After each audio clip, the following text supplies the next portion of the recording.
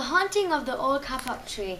Strange noises howl through the rainforest, bats everywhere, tarantulas everywhere, crawling on the branches of the tall, long, dark trees, snakes slithering of the long, dark green grass of the forest. The moon shined onto the trees, whilst the wind blew the trees side to side. Swish, swish, the sun started to rise. Two girls walked into the slimy grass of the rainforest, waiting for all the deadly, cold-blooded animals to haunt their lives. The two girls had blonde hair that glistened in the sunlight, and one of the girls was wearing a pink top that says #pink, and jeans. She was also wearing some boots. The other girl was dressed more appropriately. Her hair was up in a bun, and she was wearing a tracksuit on with Nike trainers on. One of the girls had an axe in her hand. "Who are those strange people?" the male boa constrictor whispered. "I don't know, but I don't like the look of their faces," murmured the female constrictor. "Oh, well, what are you waiting for? Let's go and explore," determinedly whispered the other snake. "Call all the other animals and tell them about these terrible girls trying to chop down our home," said the female boa constrictor. "Wait, I'm just going to go and eat a tarantula's leg before we go," replied the snake. As the two snakes slithered to tell his family, the two girls stopped and looked up at the great kapok tree. It was a tree of miracles that had been growing in the spot for centuries, holding a lifetime of memories of the amazing, magnificent animals. The older girls started whacking and chopping the great old kapok tree. Bang, whack, chop, a huge crack started to appear in the tree. A few hours later, the girl started to chop down the tree with all her might and strength. The two girls were starting to get tired.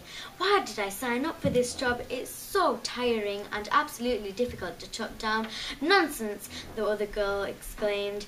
After a while, the two girls grew tired. The heat and hum of the rainforest had lulled them to sleep. The two snakes were panicking. One was about to faint. "Let's tell everyone about these two girls chopping down our tree," hissed the first snake. "Yes, great idea," replied the second. The two girls slithered to the jaguars and to all the other animals' houses. Where they arrived, to the two panicking snakes started to tell them what had happened. "Help! The two girls are chopping down the great kapok tree. Help us!" screamed the two boa constrictor. I can sting him, then he will not have the energy to cut down our tree," shouted the bee. "That will not work. We will need a better plan if we are going to save the kapok tree," exclaimed the snake. "I know, I will pounce on him and gobble him up," said the jaguar. "That will not work either.